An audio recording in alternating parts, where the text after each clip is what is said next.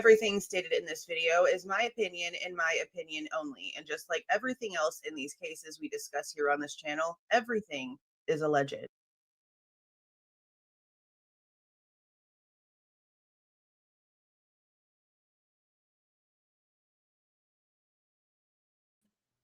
Hello, hello, hello.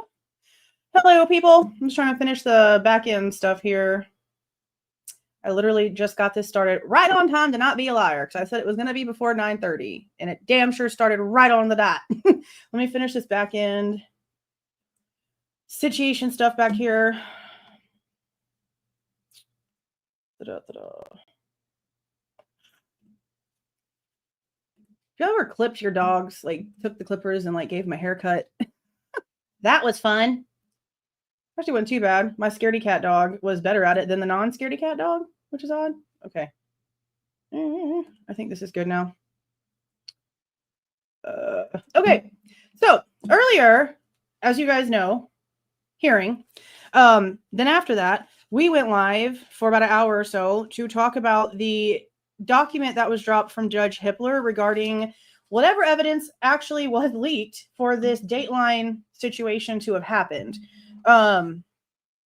It's very, very obvious in the documents that he's blaming the shit out the state. He's not putting any blame or weight or anything on the defense in the one that he created just today for the defense.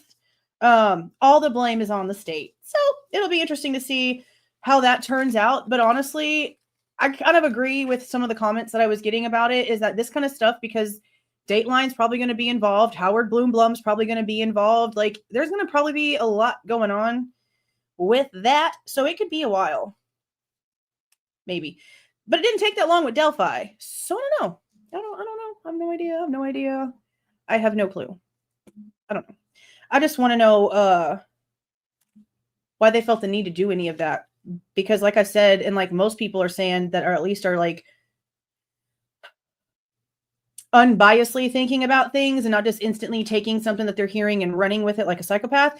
Literally nothing but like the weird corn searches were a problem for the majority of people. And even some people, oddly enough, don't really care too much about that either, because some of them say that it could be something for his studies.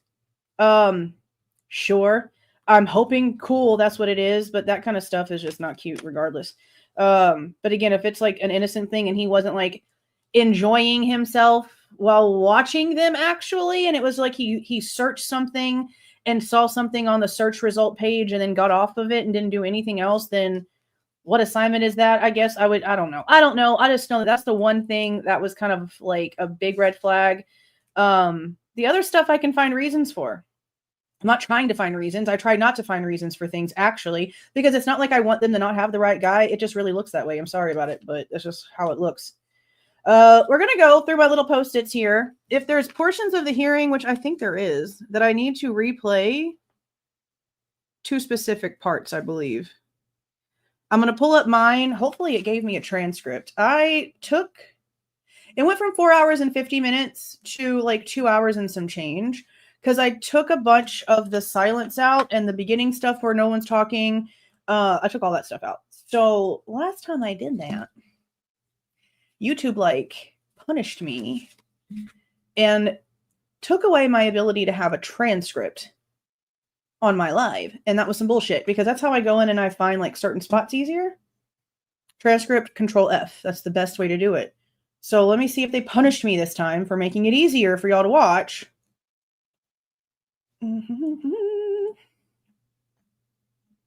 Oh, yes. Thank you, YouTube.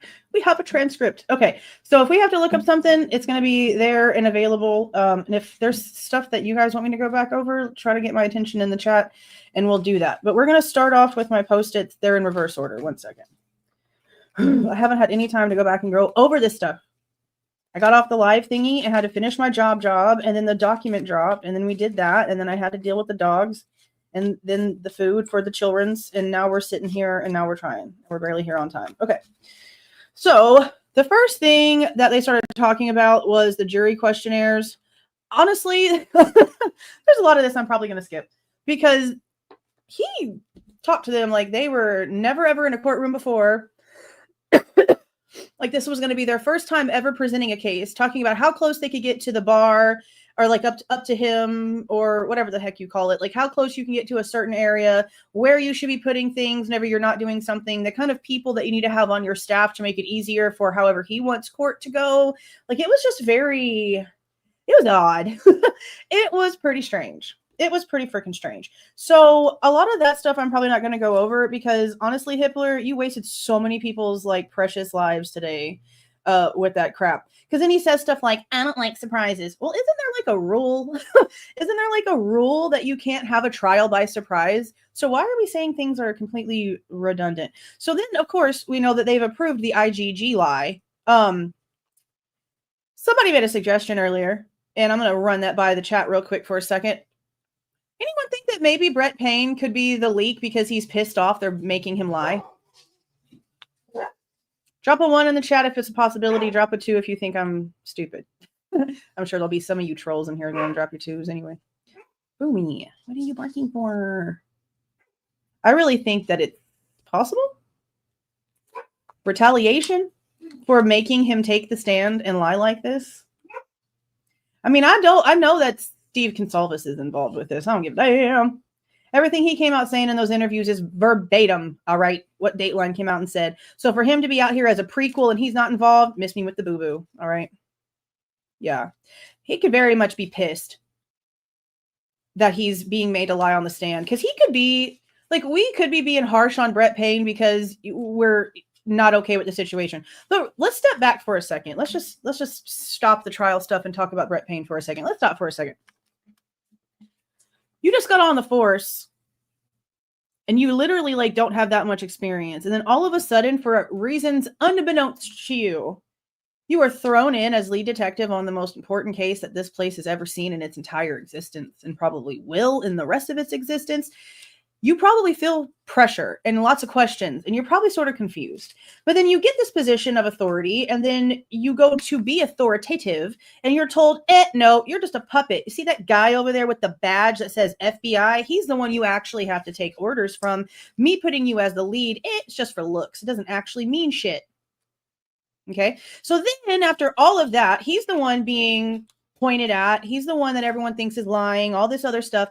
And now he is being made the one to actually get on the stand and lie under oath and tarnish his badge. So I guess it could be. Scapegoat, exactly. Maybe he's pissed. It's a possibility. It's something I tossed around with somebody earlier and I felt like, valid point. So again, just assumption, because we're at the part where they, approved the IgG lie. They're still on the fence about the whole touch or contact DNA thing. He wants them to, again, like get together and figure it out the way that they did with the IgG. But this isn't really something that they can just figure out. Like they need to be, they have to be honest. They have to be honest about the amount. They can't take it. Okay, I'm trying to figure out a way to put this. They can't just agree on what to talk about or how to talk about the DNA. They have to talk about the DNA in its reality. Like, that's what I mean. They can't just like come up with something to say. They have to talk the science. They have to be specific. This is a measurement of, like, this is a unit of measurement. They cannot come out here and just collaborate together with a lie on the DNA. They just can't. And if Anne is going to sit there and allow this kind of stuff, then I'm just going to say that I've been right about her this whole time because she gets paid by the same people that pay Xana.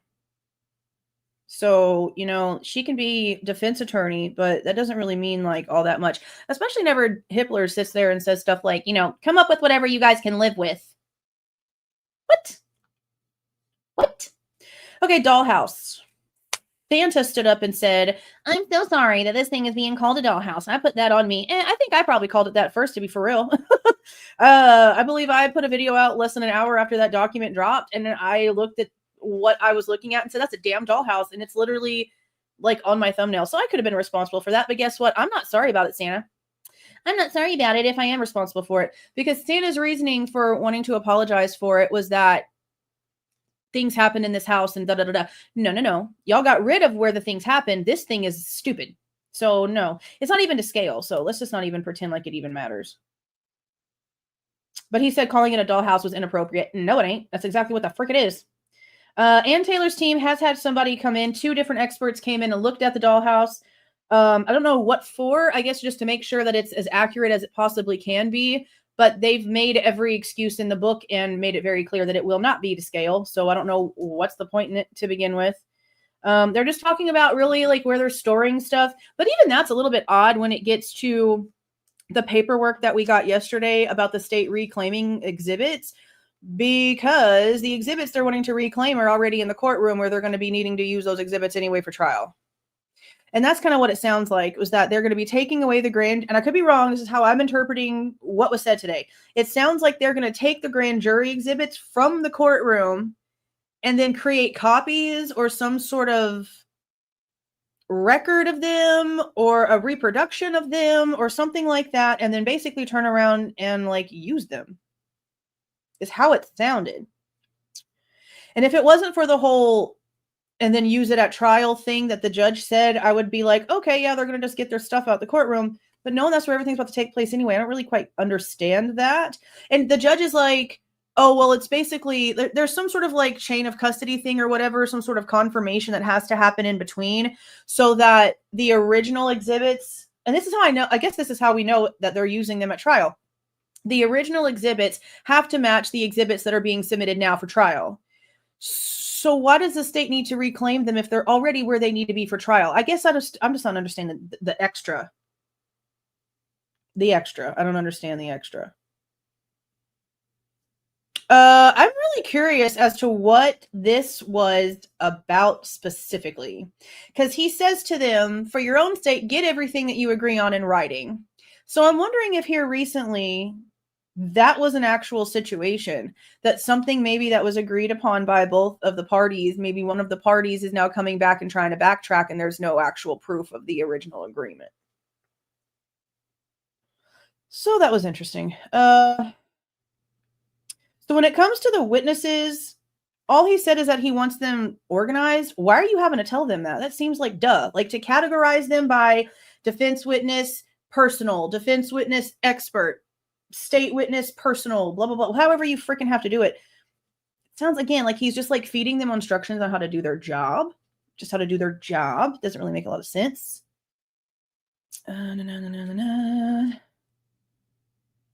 What was insufficient? I don't even remember what the hell I wrote that freaking there for. Okay.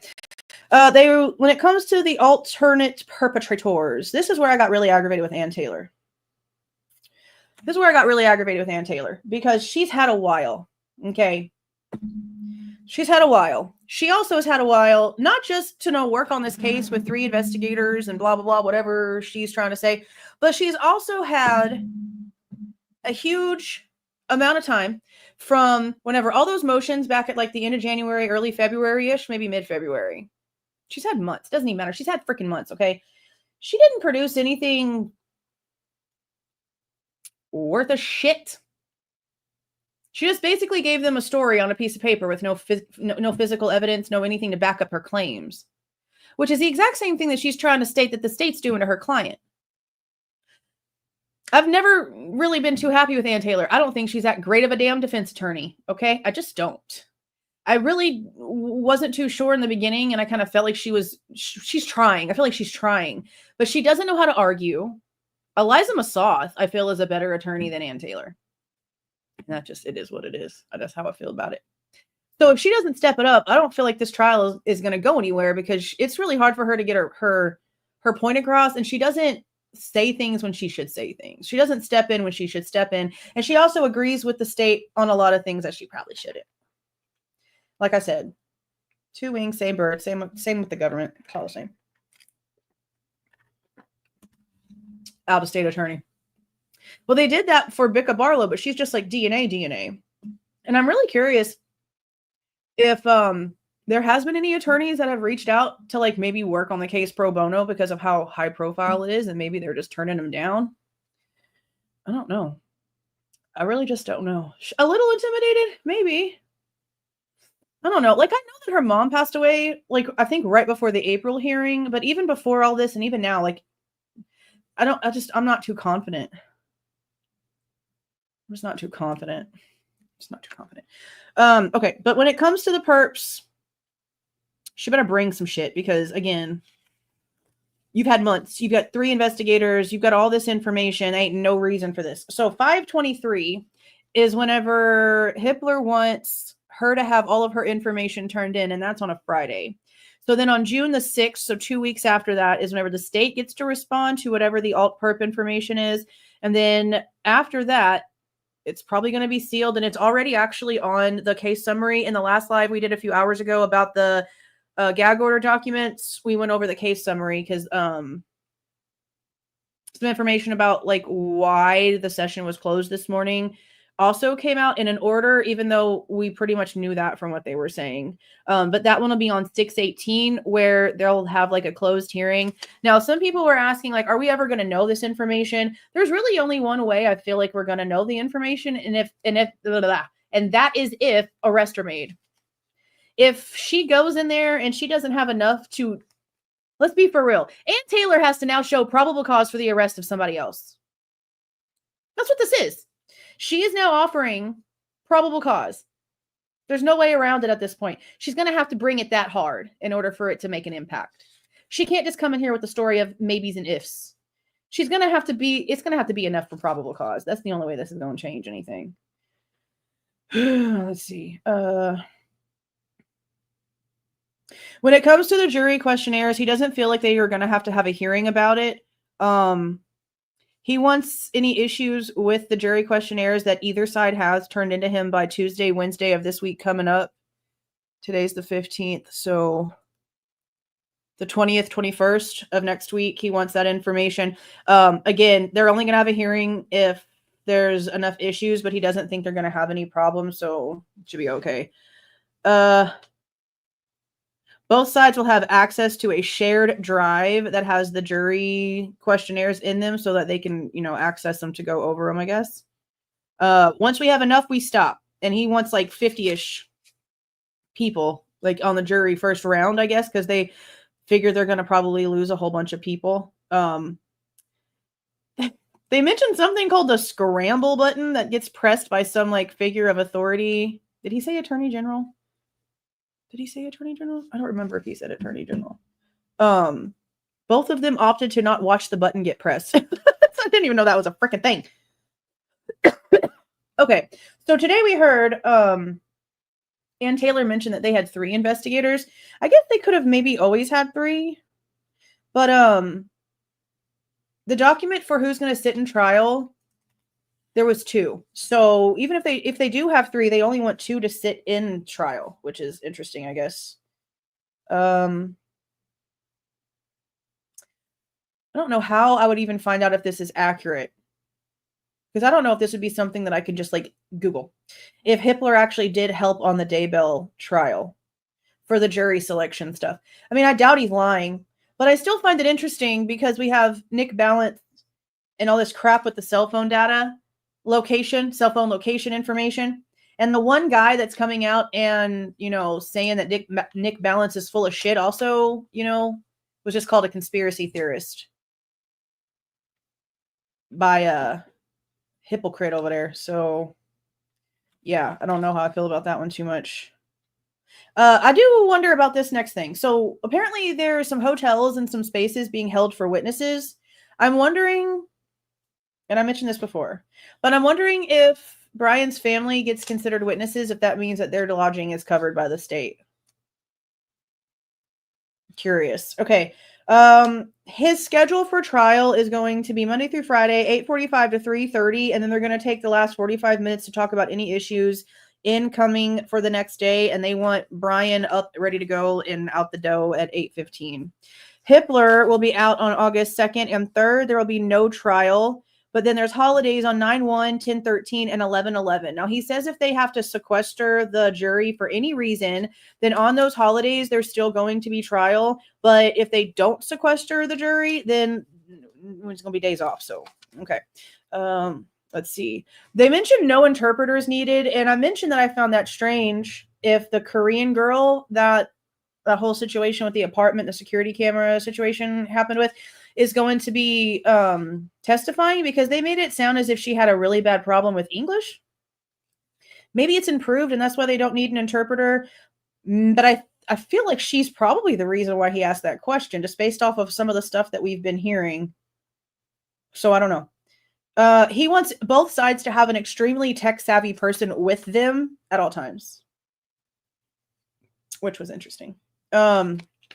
He's reserving seats for Dylan and Bethany and the 4 family members of Bryan Kohberger. But other than that, because those are other than that, there's, I guess, nothing else to worry about when it comes to like actual reserved seats, because like the other families are already like there's a whole spot.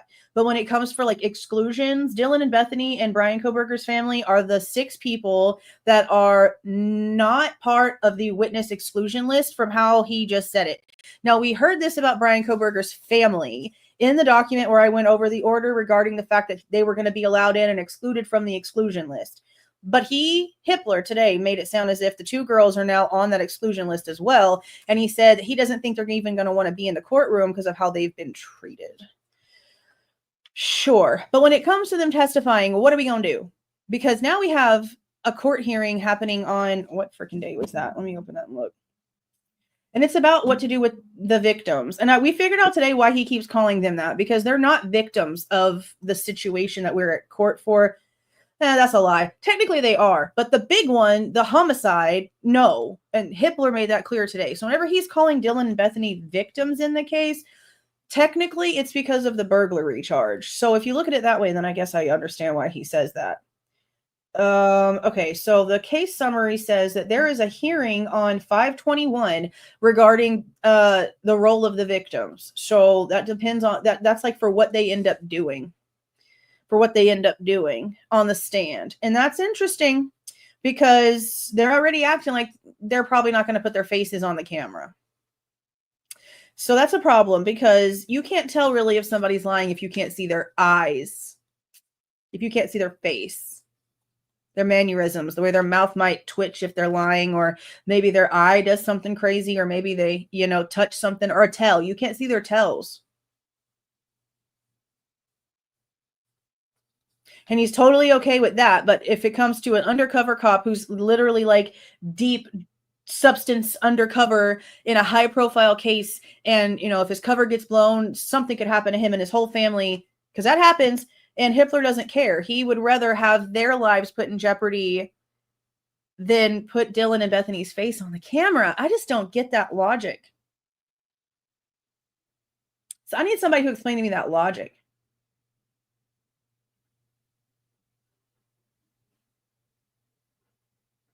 He literally said he didn't care. If they weren't covert for this case, there's no reason to hide their faces.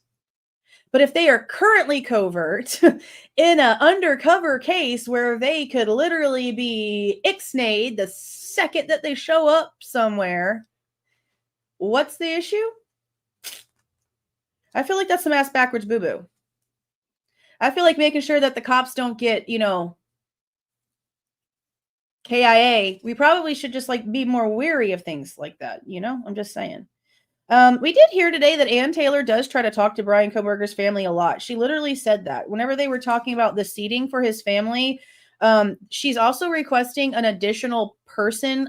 She said something about like media, but I don't really think that's what she meant. I think she meant like a liaison for his family, because they're not from the area. She's not gonna be able to do much with them because she's going to be doing the trial stuff, and they probably do need somebody to like support them around. So they're requesting that too. And that's whenever we heard that she does try to talk to them quite often. That's the cop thing. That just blows my mind.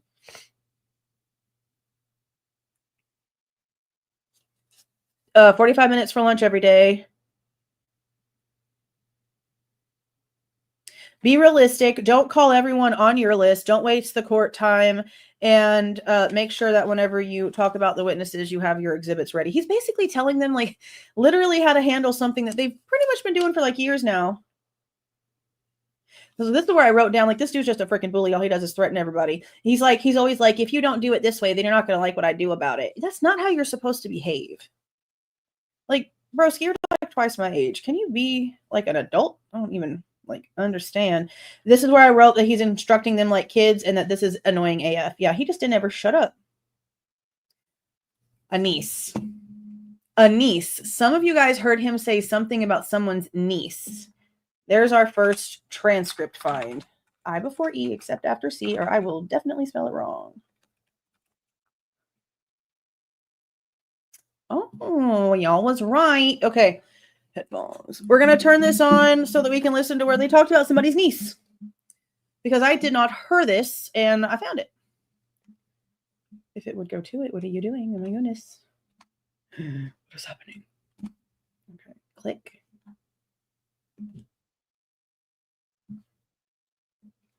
Hold on. Oh, no, maybe that's not it. No, that's where I said. Somebody said he said something about a niece, so we're going to talk about it. Okay, so then it's not in here. Unless it's just not picking it up. I spelled it right, too. It's not in here. The only portion of the transcript where the word niece is said is whenever I said, y'all were commenting saying that y'all heard him mention something about someone's niece. So maybe they didn't. Multiple people misheard? Oh, I don't know. I might have to go back and physically listen again because the transcript is saying no. Transcript is saying no niece. Okay. Oh, let's see what else. I ranted for 2 minutes. I'm about to rant again. Some of y'all that were there already know what's coming. They just said that for this quadruple homicide case, this capital case, this death penalty case, this firing squad case, that these people could remote testify if they couldn't make it.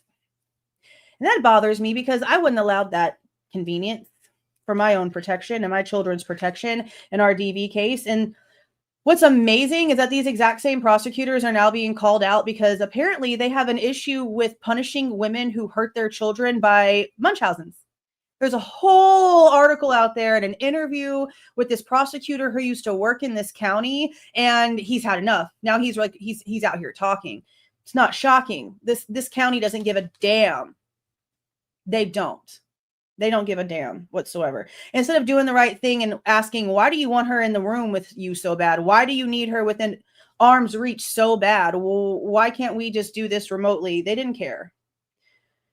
In my case, is nothing compared to this case. So explain that to me. How a murder case you can remote witness in, but for something like that, so that you actually don't end up a murder case, they just don't give two single shits. So then they started arguing about who was going to be allowed to watch and who wasn't. And I found this part sort of dumb. This is going to be public. So how are you supposed to stop people from watching it if it's public streaming? I mean, I guess you can tell them, hey, you can't watch it, but unless you're watching them not watching it, how do you know they're not watching it? And that's about like the phases, because Ann Taylor was like, okay, but if there's somebody that's supposed to be involved in the possible penalty phase, even though we don't know until there's a verdict if there is a penalty phase, what does that do for that person or those people when it comes to the first phase of what's figuring things out? Because apparently it's a problem. So they're going to have to figure that out. I think that's just ignorant. I don't really quite understand that. This is what, then we hear a dog. Then we hear a dog barking. And I made a comment and I said, why did they or did they put Murphy and Bryan in a room together? Because if he just acts like a normal dog around a stranger, lets Bryan call him, here boy, tries to get his attention, stuff like that. And he just tail wags and walks right up to Bryan. Well, broski, that's probably not your dude. Probably not your guy. So I'm really wondering if they've even tried that. Have they tried that at all? Have they tried to call Jack and be like, hey, bring the dog down? We got to see something. I'm pretty sure that if they would have done it, they would have done it towards the very beginning. But I'm really curious. I would love to see if that's ever been done, or if it hasn't been done. I wonder if Ann Taylor could request it for trial. Let the dog be the final witness and see how he reacts to Bryan Kohberger. Because regardless of whatever the hell people think might have happened, that dog, regardless of if he even put his eyes on this person that would have been involved, that scent would trigger something in that animal. So I'm really curious. Really curious. I saw something. Welcome, Gene Bean. That's a cute name. Welcome, welcome, welcome. That's the exhibit thing. Yeah, they're going back and forth with some sort of authentication records, which why it's even being submitted as trial evidence if it's having issues being authenticated in the first place, I don't really quite understand that. Now, here we get to a portion that sort of blew my mind because I don't really know what they're doing here. We're on the last two little post-its, by the way. Damn, it's only been 35 minutes. We are getting through this recap. What? Nice and quick. Okay. Display of a weapon. That bothered me because we've been being told this whole time they never found whatever weapon would go in the sheath, which according to them is a K-bar. Now, we know that whenever they arrested Bryan Kohberger, there were several weapons taken from his house. And a knife is the number one item on the inventory report from his parents. But even after this, they've claimed over and over and over they never found the weapon. They've claimed it for a long time. Now, there's been a long time with a gag order to where no new information has come out, but they were saying that up until the gag order. So I think that's like still a few months after Bryan was arrested and all the inventory and everything was already taken in. So a lot of people thought that it could be the knife because it's just a knife. There's no sheath. And, oh, we got a sheath over here, but no knife. But no, even after this, they still came out and said, we've never found it. That could have changed since then, but up until that point, they hadn't found it. So what I think it could be, if they actually have not found it, if they actually haven't found it, then maybe it's a possibility they bought one off of Amazon with the actual logo, and they're just going to have it in there as a display for an example. That makes a lot of sense. And that's why he wants a display case, and he wants to know when it's coming in and out because he wants a security guard either accompanying the person or being the person who carries it around, something like that. So yeah, but he mentioned that for both a pew-pew and a knife. We're just going to see how that plays out, because I don't even understand what the hell's really going on anymore. This case is insane. Okay, jury instructions. This one is one of the ones that drives me crazy because I see stuff like this a lot in the criminal world, and I don't understand how they just don't understand how human brains work at this point. You can't unring the bell. Okay, once you hear something, you can't unhear something. Just like in any situation when it comes to court, if a witness is on the stand and all of a sudden they willy-nilly say something crazy that you weren't expecting, and then you have to object to that witness and that willy-nilly stuff that you weren't expecting, and then the judge looks over to the jury and is like, forget you heard that. They're not going to forget they heard that. They're not going to forget they heard that. Just like with the apartment search warrants in Pullman with Dawn Daniels and how she told them all about the IGG and blah, blah, blah, blah, blah. But then at the very end, oh, remember what I said. You got to forget I said that. No.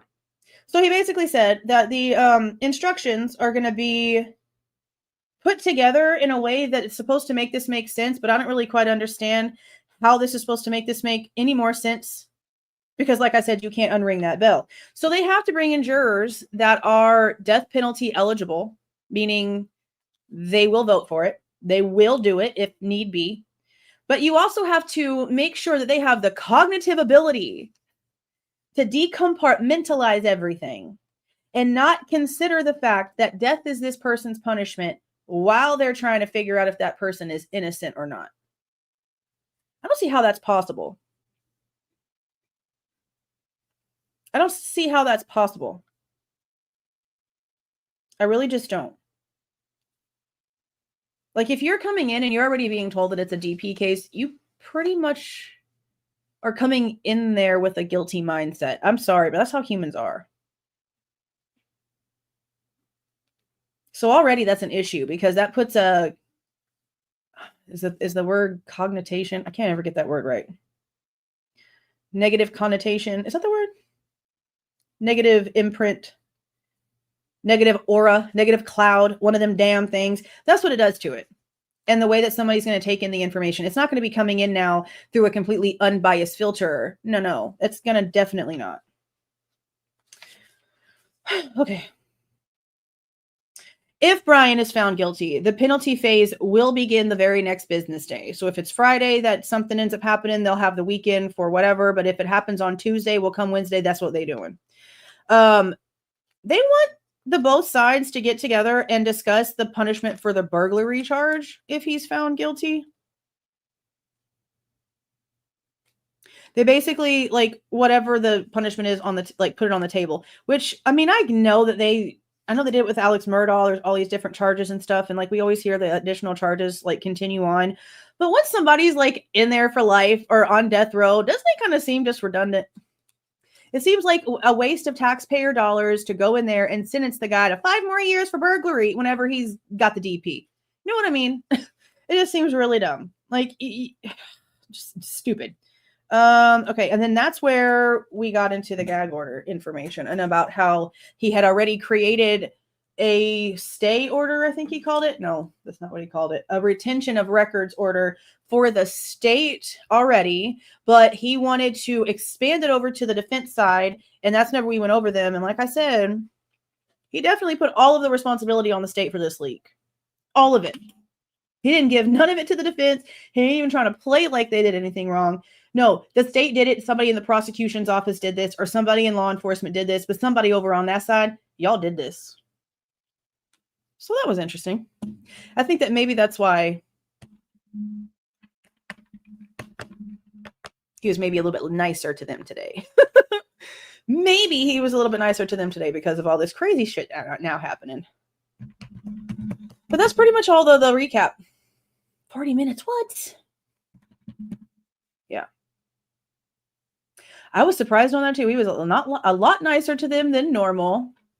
And he was a lot more like, well, again, he was talking a lot though. Like, he wasn't having to sit there and like listen. Somebody did post a picture on Twitter of him though. He's got his hands like a certain way and it looks like he's got a mask on. Let me see if I can find it real quick. Let me show you guys.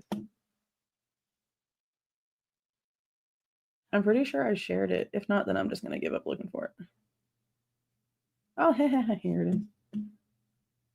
Misty Blue posted it. Look at this. His hands are just like in the perfect position. Look.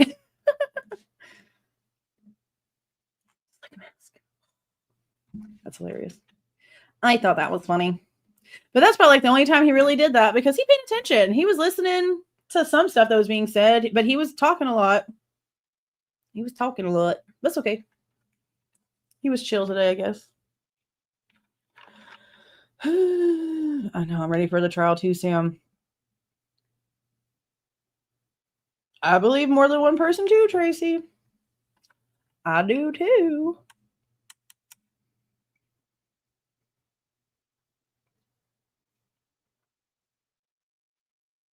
Yeah, we're going to be able to watch the trial. As far as as far as I can tell, nothing of the trial is supposed to be closed. As far as I can tell, nothing is supposed to be closed. We actually got a new amended courtroom conduct order, and it came with the live stream for the Kohberger case page over on Ada County. They got rid of the YouTube page for streaming. They created an entire like website. I don't know. Oh, yes, I sure can. Look, girl, Bella, look, I brought them so I can show you. We talked about this coffee earlier. I put them on my desk because I knew I didn't want to forget. This is the first one, not sponsored. Damn it, Nescafe. But I would love a coffee sponsor. I would love one. Love one. Okay. This one right here is the first one I tried. Ooh, that damn light. I'm going to have to just turn it. Nescafe Espresso. Damn, that camera is not even trying. Okay. Oh, that camera's not trying. Espresso concentrate. It says it makes 20 cups. Maybe I don't use as much as I think I use because I put it in regular coffee. But I know it's definitely like super strong. But then they didn't have this one the other day because this one's almost out. See? So they had this vanilla-y one. But they're espresso concentrates. They're like $7.87 at Walmart. Sometimes Kroger has them on sale for like $5.99 on a mega sale. Yeah. So good. I love this shit. What? This is good. I have to have super strong coffee, but it has to be like diabetes sweet. McDonald's is honestly the only place around me because we moved to a place with no coffee shops. I am the most depressed when it comes to coffee I've ever been in my life. I love coffee. I mean, everything else about this place is perfect. Honestly, it's just an opportunity for me to open a coffee truck if you want to be for real. And it's something I've been thinking about because they don't have one. And I know that where we came from, we had like 13 different options. We had this place called like 5150, I think it was. something like that. It was like decorated in like 50s stuff with like James Dean and all kind of stuff everywhere. I don't drink Starbucks. I don't really try to support that company at all. Look into what they did for 9/11, then you'll know why, but I just don't. Dutch Bros is a big, huge favorite. All of my children and myself love Dutch Bros. Even my dad, who only drinks Cowboy Sludge Tar coffee, loves Dutch Bros. But we had a lot of like family-owned ones too, and just this coffee everywhere. I lived like smack dab between two towns, and it was just delicious. This stuff is strong and reminds me of the espresso that Dutch Bros used to put in the one that I used to get there. It's really good. Community dark roast, only when it goes on sale at Kroger. I'll go and get it.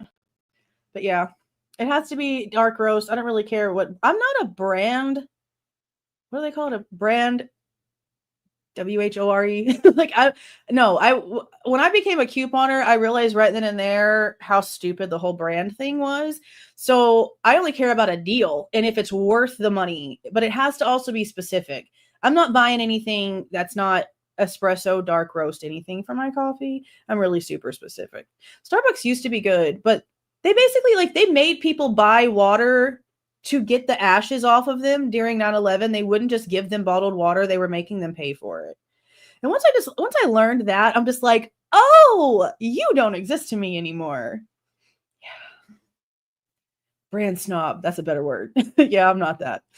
I don't really care. Yeah. I don't care about the brands. And it's crazy because you see so many people like wasting money on the name brands, and they don't even realize that most of the time, if you get a store-bought product, like if you go to Walmart and you get something that's Equate and it says compare to name brand here, it's from that name brand. It's bottled in the exact same factory. It's just put into a different bottle. That's a fact. That is an absolute fact. So something that you're paying $7 for, you can get that damn store brand that says equal to or comparison to this expensive ass thing over here because it's from the same company. I learned all kinds of stuff as a couponer. All kinds of stuff. All kinds of stuff.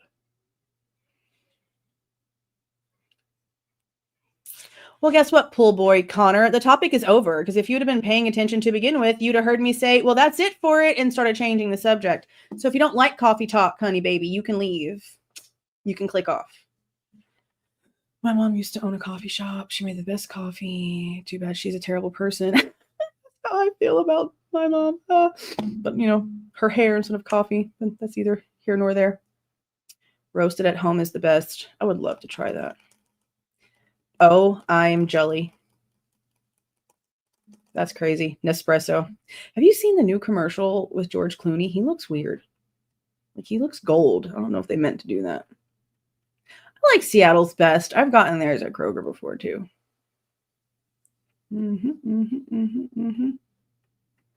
I've really been trying to slow it down. I'm a coffee psycho, and so is my dad. And whenever he was like, I've got to cut down on coffee, I was like, crap, that's a sign. So I try to only have like 2 cups a day when it used to be like 6, So yeah. Okay. Is there anything else that you guys wanted me to go back and like look at the thingy-mabobber for? Was there something specific that y'all wanted me to go in and replay? Because I can go do that for you guys real quick if you want me to. Because there's really nothing else to like recap here. Tomorrow night though, I don't think I have anything planned with the kids. We've been kind of like doing stuff all week, and my dad's coming in this weekend and staying for like 2 weeks.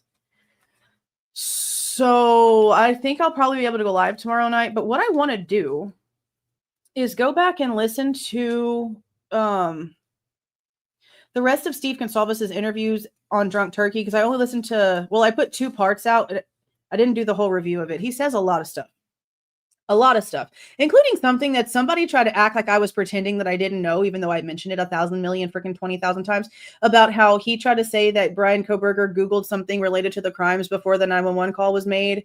And we were waiting for that. And then they said it was 11/16 that he first ever searched University of Idaho student murders or anything about the case. And because, again, everything that he said is so similar to what Dateline said. This isn't like a bullying situation for anyone who's going to come out here from the, how does Nika put it? The Goncalves cult of hate or whatever they do over there. Crazy people. This is because he said himself that the state's not talking to them. Therefore, it's the state's fault that he's out here saying the things that he is saying. He's the one out here pushing the stalking. He's the one out here pushing that he was over there all these times. He's the one over here pushing that his devices touched King Road's Wi-Fi. But then now in Daniel's interview, he says, I had that wrong. Mr. Techie guy had that wrong. Or you were just lying. Which one is it? Because it's really hard to tell. And it's not like I try to be this way, but this is the behavior that he's showing it. He's putting it on display for the world to see. And if he's out here doing this in the public and showing his ass, I have every right to have an opinion about it, especially whenever he's lying about something that can be proven and somebody's life is on the line. And justice for 4 people is also right up there. It's important that the facts are what's being spread. And the fact that he's a parent of one of the victims and he's out here spreading misinformation on purpose, that's an issue. That's an issue. How do you think the other families would feel about that? Okay. Never mind the fact that we're out here asking questions. Whenever they know that he's out here saying all this stuff, and then the hearings happen, and then the court documents drop, and everything gets debunked, he comes out here saying all these things and accusing him of all these things, and then here comes the state saying no. How do you think the other families feel whenever he's supposed to be the one speaking for everyone? It's not just somebody being a bully to Steve. It's somebody also trying to make sure the facts are straight for everyone involved here. So we're going to be going back through.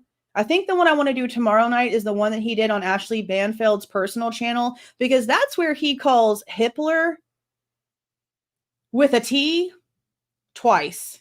And Heather, let me show you something.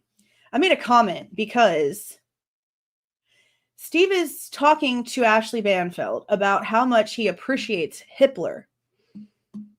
This blew my mind, Heather. I cannot believe. I cannot believe.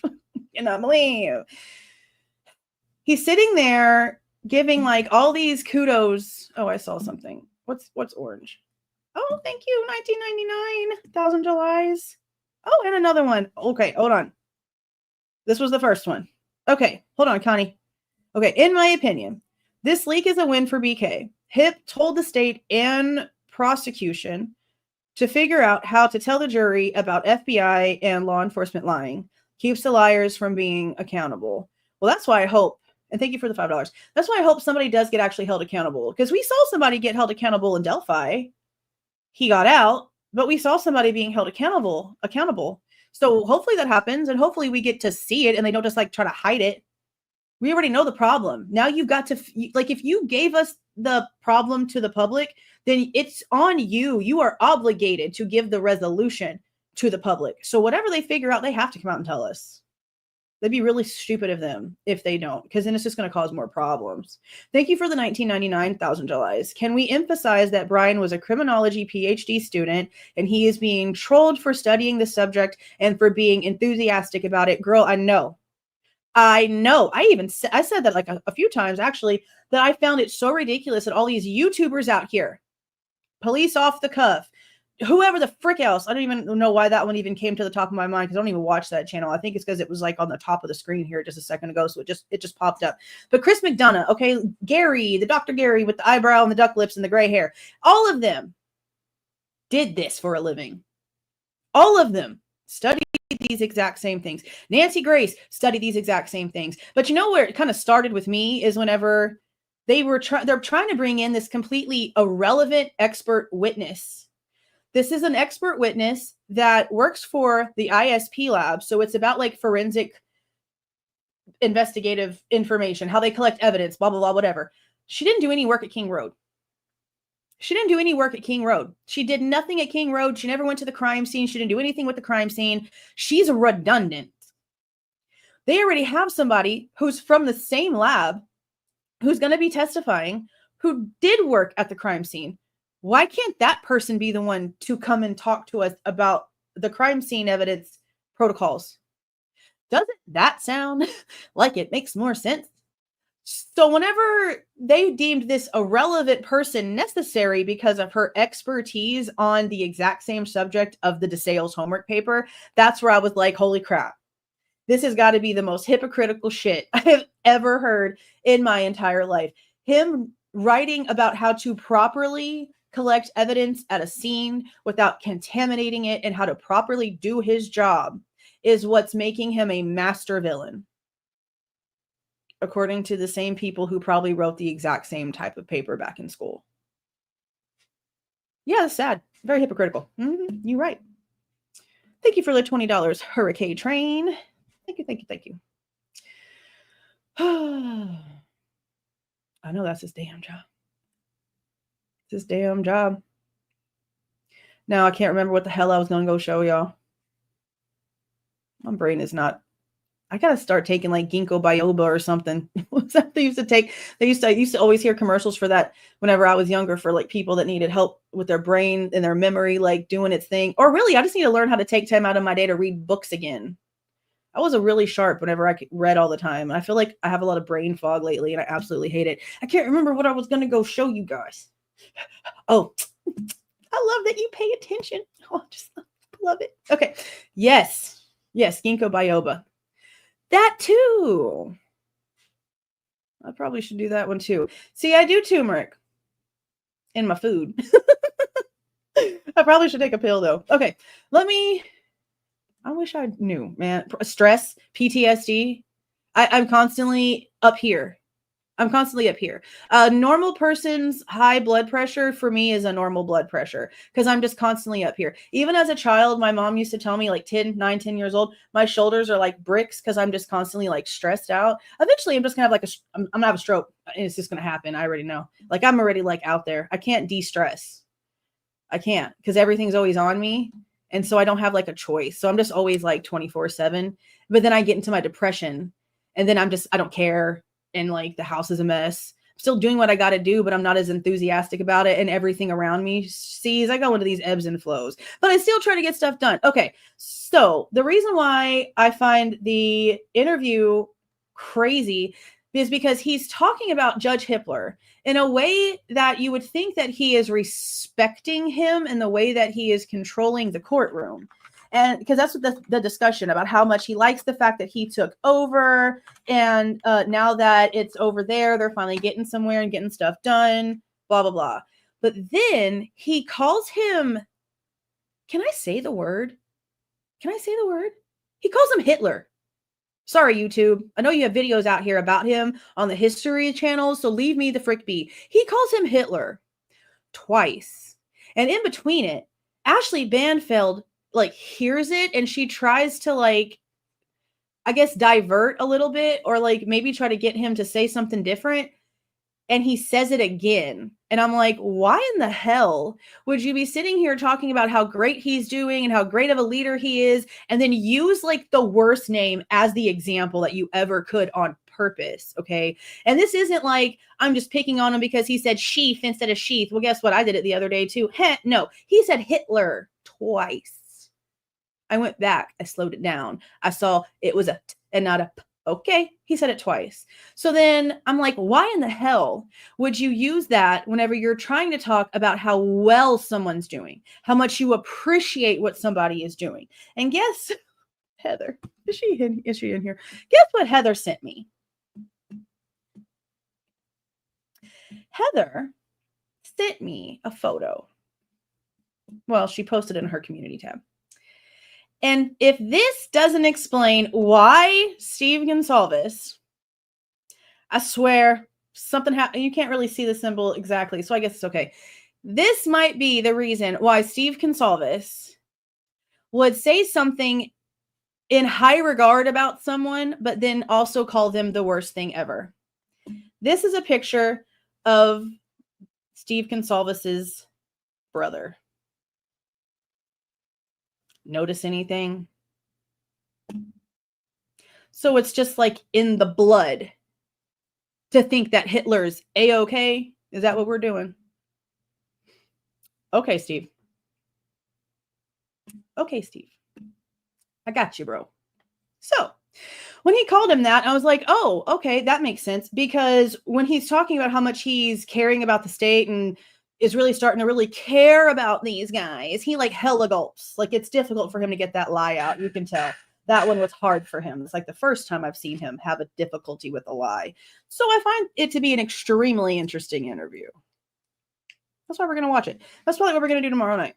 We're going to go over that live together and we're going to dissect the things that he said and see what things that he said which were bullshit, which is the reason why I wanted to do a live reaction of it anyway, because it was going to take me 4 days to edit that because of all the stuff I was going to have to talk about. So we just not going to do that. Just not going to do that.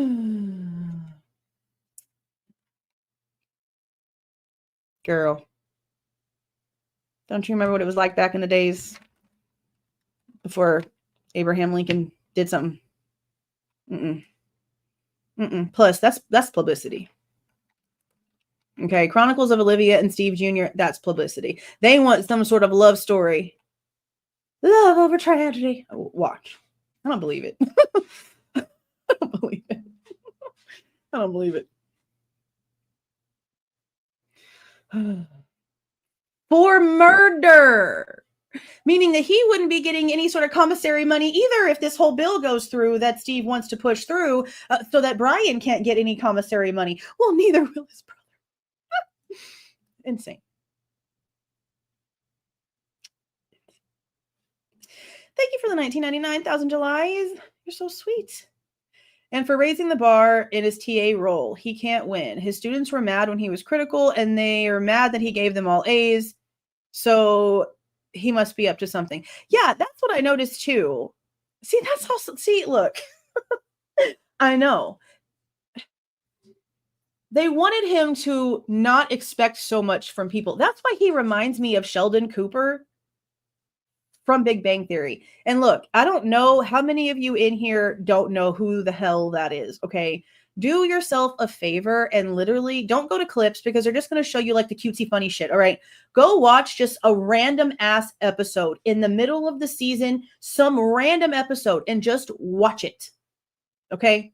Watch the way that Sheldon Cooper behaves. Everything is a question. He has no idea how to emote. He has no idea how to be around people. Everything has to be super specific. You can't sit there and we can't have pizza on Thursday because for 3 years we've been having it on Tuesday. That kind of OCD retention. He reminds me of Bryan Kohberger so much. And I don't even know the man. It's just from everything that we've been told from people who know him. That's why I knew he was autistic before we knew he was autistic. That's his damn spot. Penny, penny, penny. Penny, penny, penny. PK also low-key reminds you of Napoleon Dynamite. Yeah, I guess. That's funny. That's hilarious.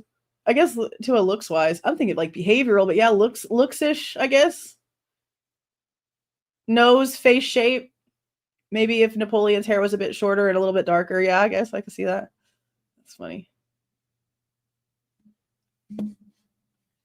I know, and that's why July's is right. That's my whole thing. Like they're mad that he was grading them for them not meeting his expectations.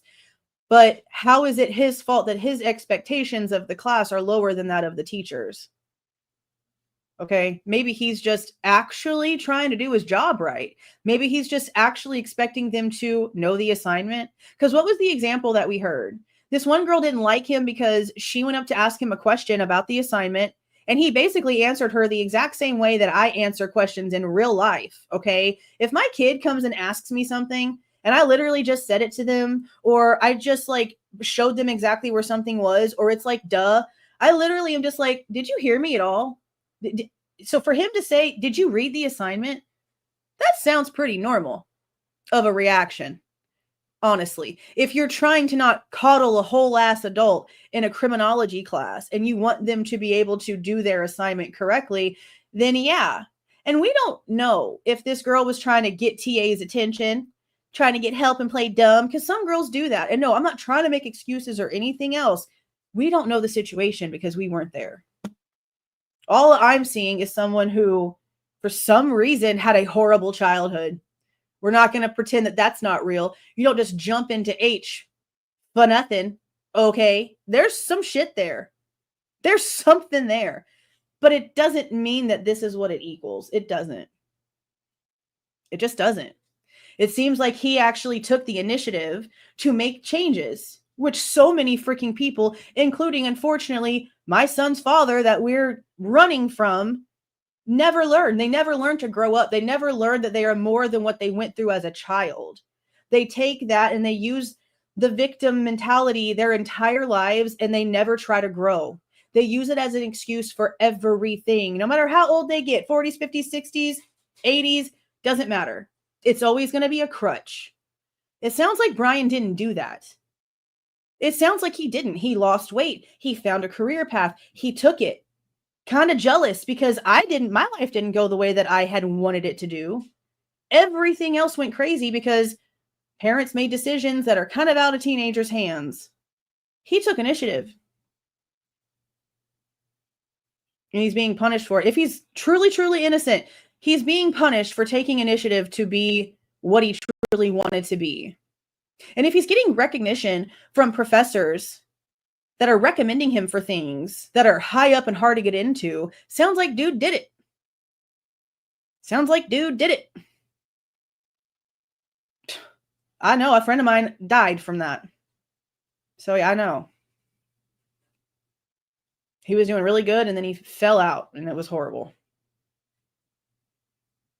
But to also jump into it at such a young age, like something's there and that's horrible. And to think that that something is something that he might have actually maybe worked through, and to see what's happening now is wild. If he's truly innocent, that's a horrible story.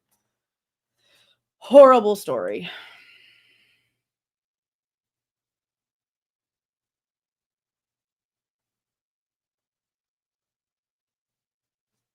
Yeah, because he says stuff about how he was living with his parents. Honey, baby, so was your kid, technically. So I don't understand why he felt the need to do that. Like, he's just trying to, like, knock him down more than what needs to be. And I just don't get it. It's just like Howard Bloom. Howard's interview with Daniel, which I've already done a reaction thing to. I'll get it out here and edit it eventually, but probably after the Ashley Banfield live on Friday. If I find time this weekend, I'll put it out. It's not really a top priority, but hold on. I thought I'm not going to pretend like I know the story. I don't know the story, but I thought that he had gotten really big and then like was already on the stuff. And it wasn't until he went to rehab and stopped and started doing boxing and stuff, he lost weight. That's what Willie said. I thought it was a different sequence of events. So could he, oh, you know what? I don't even want to think that they did enough science work to like know what to take in order to lose a bunch of weight to do it quickly. That'd be dumb. Some people do it with circular things that you swallow to try to lose weight fast. So there's no really telling.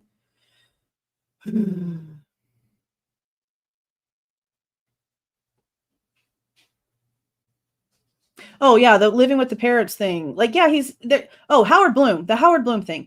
Howard Bloom is talking about the pool party like it was some sort of like magnificent coming out party for Bryan, forgetting that he used to go to parties as a teenager and that he had a girl that had a crush on him at the apartments and that he had friends, and pretty much every picture that we've seen of him in public, he's talking to a chick. So what are you talking about, Bloom, whatever? I don't understand your logic there.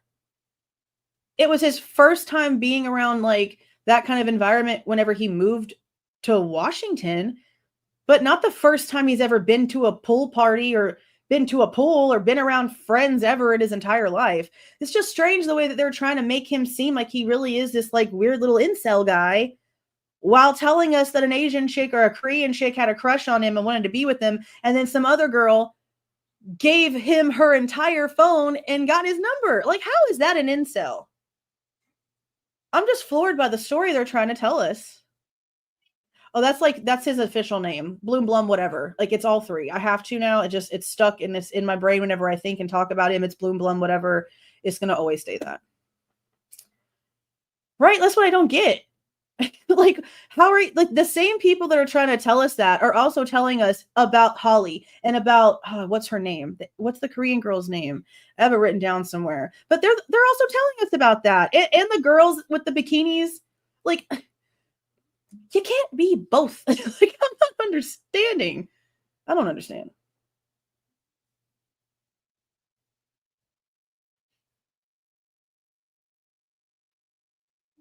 I don't get it. If they were telling us a story that made sense, cool. But they're trying to frame him to be something he's not. Like, they don't have to make him an incel for him to be the guy. They don't have to turn him into all of these things for him to be the one that did it. If he really is the one that did it, they have concrete, physical, freaking evidence that he did it. They don't need all this extra shit. That's why I feel like they're trying to do so much to turn a negative on him, because that's all that they can do. That's just my opinion. That's my opinion.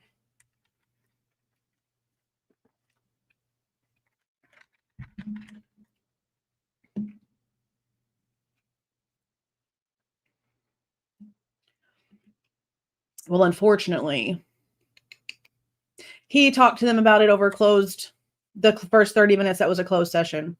And then we had the order. I don't know if you saw it, but I'll mention it again. At first it was just the state. He's in full belief that the state's the one responsible for the leak. There's two documents, one that was written for the state first, and then today he said he was going to expand it to the defense. That one and the state one got posted at the exact same time. It specifically says it's about the Dateline episode. But we didn't get to hear them talk about it. They talked about getting a special prosecutor involved to figure out the violations to the gag order, but he didn't mention Dateline. He didn't get into specifics. But if you read the document, the state's one literally says that it's a law enforcement officer or somebody in the prosecutor's office. If you read the defense's document, it just says someone violated it. All of the responsibility on the state. All of it. All of it. 1999 again. You can do that without doing that. That's a lot of money to ask a question. Okay, thank you. Also, the professor at DeSales who mentored him and helped him put that questionnaire together. For so long, it was just all him and so weird. Oh, and see, that's what annoys me too, because that was a group project. I did a video about that one. It was a group project. It was a group project. It has his name and like two other students' names. And then it was either a TA or an actual professor. And it was all over Reddit. Like, we saw the original survey that had all of these other additional people's names on it. How did it turn into he did this himself kind of situation? But see, there's something that Steve is saying to Daniel, I think it was. He might mention it to Ashley, but I haven't, again, finished all of it. But he damn sure says something to Daniel about it, about how there are people in prison reaching out that have in the past. I don't know if it's people, it could be person. You know what? Whatever. It's not my story. I'm just repeating what I heard. He said people, person, whatever, are contacting him that were contacted by Bryan Kohberger with the survey, that are actual criminals that he contacted. And they're like telling Steve the questions that Bryan was apparently asking them. Well, I'm pretty sure that was part of the assignment, to like get actual real life knowledge. If it wasn't, and he was calling willy-nilly a bunch of criminals, that's a bit okay. If it's freelance, that's okay, do your thing. I'm not going to be calling no crazy people up on the prison phone. I don't give a damn. Nope, not happening. No. But if he was doing it for his assignment, who's to say that these people aren't turning stuff around and over exaggerating what was being said, or trying to say that Bryan acted certain kinds of ways whenever it's not true, just because they're trying to get some leniency because they're in jail themselves. Okay. We don't know. We also don't know for sure if these people were even talked to by Bryan. We don't. So he's just out here saying that to everybody, but we don't even know if it's true. It could be. I mean, if it's an assignment, like I said, that's cool, but we can't trust what these people are saying either. Yeah. So there's like a lot. There's a lot that he just says, and it's wild. It's wild. But yeah, that was definitely a group project. Definitely a group project. So I don't know. I don't know why they acted like that.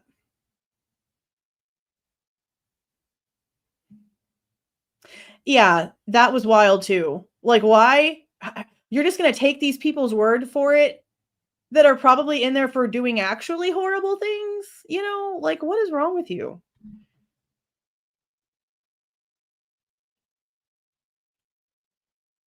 And that's my point. We don't know if he's actually being honest, and we don't know if he is being honest, if the people that are talking to him are being honest. It's a whole everything. Whole everything.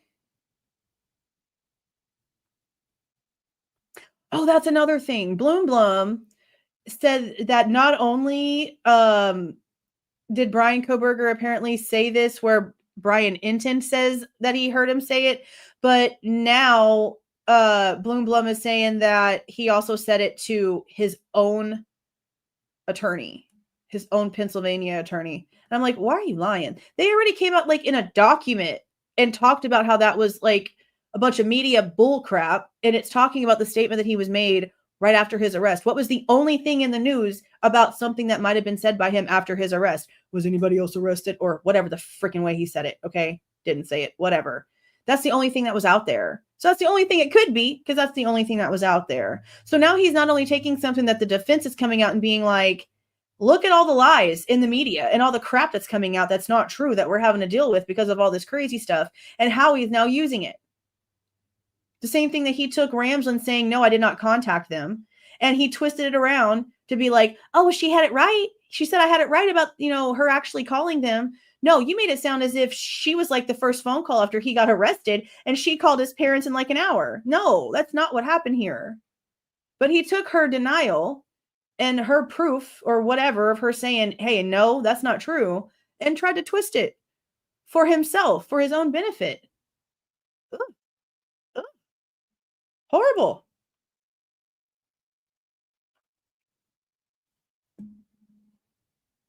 Just insane.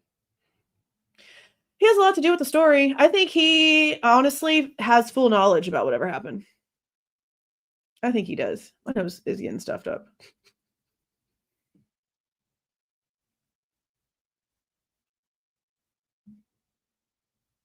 See, that's what bothered me about what he said. Now my mouse wants to act crazy.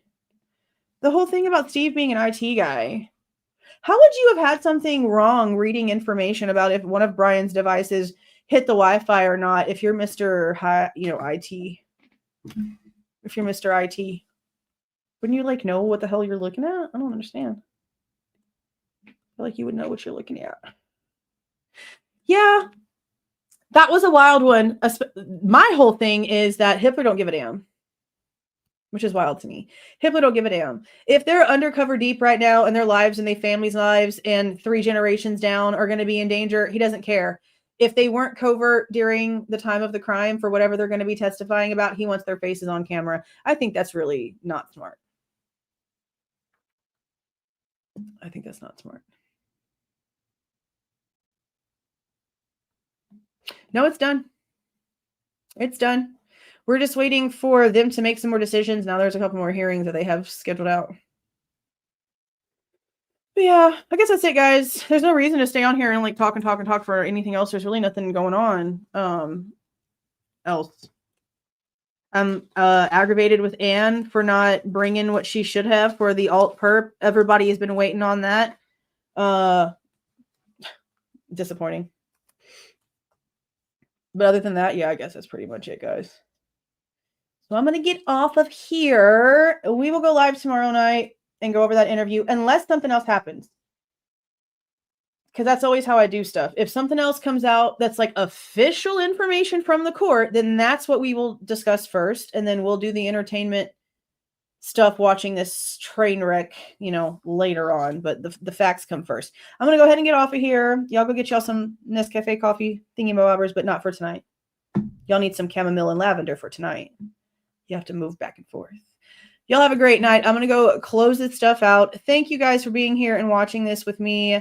And thank you so much for the new members and all of the super stickers. Are they super stickers or super chats? Super chats? Whatever they are. Thank you so much. You have a great night. Y'all get some sleep. And where's my little thingy-mabobber? Let me play this one. Please not forget to leave a like on your way out and subscribe to the channel if you are not subscribed already. All right. Good night. See y'all.